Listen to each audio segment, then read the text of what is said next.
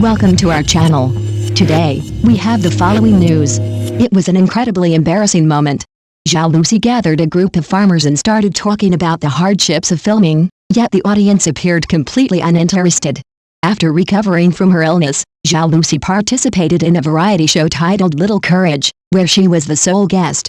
The concept of the show was quite unique, and the production team described it as follows. Zhao Lusi will stay with villagers in Ganzi Mountain for a period of time, build friendships with the children in the village, learn about their small wishes, and help them fulfill those wishes.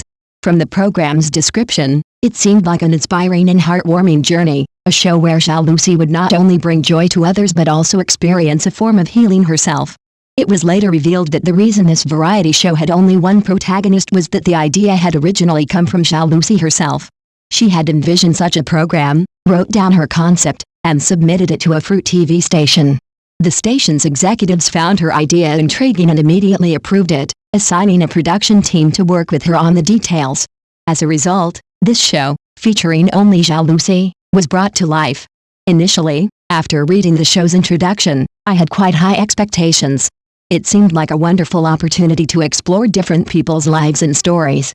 Watching a program where people help and heal one another sounded genuinely touching.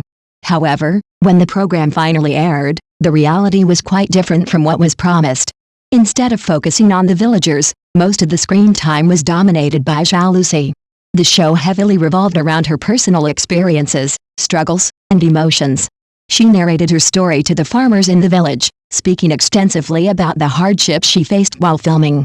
She emphasized how exhausting it was, describing how she often had to work long hours, making one day feel like two. As Zhao Lusi continued speaking, she seemed deeply engrossed in her own storytelling, almost as if she were performing a monologue. She appeared emotionally invested, but the expressions on the villagers' faces told a completely different story. When the program team shifted the camera towards the farmers, the scene became truly awkward. The hostess of the house where Zhao Lusi was staying made an effort to look attentive and tried to engage with what she was saying. However, her facial expressions suggested that she was struggling to grasp the relevance of Zhao Lusi's words. The male host seemed even less engaged.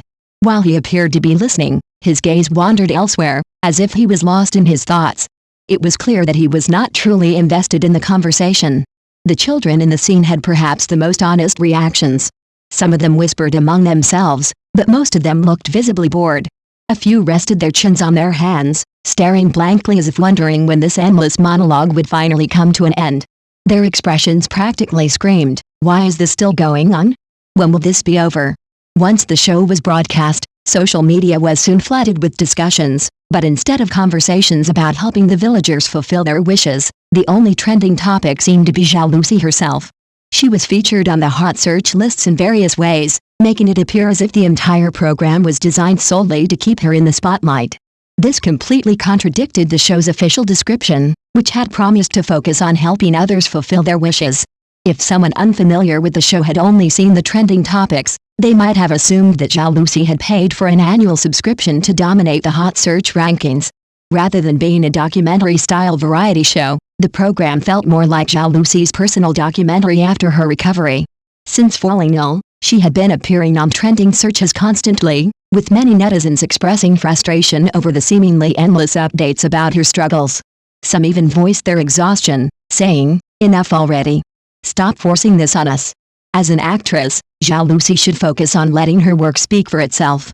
If she wants to establish herself in the entertainment industry, she should rely on her talent and performances rather than frequently appearing on trending searches for personal matters. Life is already stressful for many people, and when they go online, they do so to find entertainment, not to be bombarded with constant updates about someone else's hardships. Every day, Zhao Lusi's name appears on hot search lists, often accompanied by negative emotions and narratives of suffering. But who really wants to see that on a daily basis? Instead of drawing sympathy, it has only caused public fatigue. Surprisingly, neither Zhao Lusi nor her team seems to realize this issue. They continue pushing content that does not align with audience expectations, seemingly unaware of the growing frustration among netizens. What do you think? Is this a case of an actress overestimating her audience's interest in her personal struggles? Or is it simply a poorly executed program that failed to deliver on its original promise?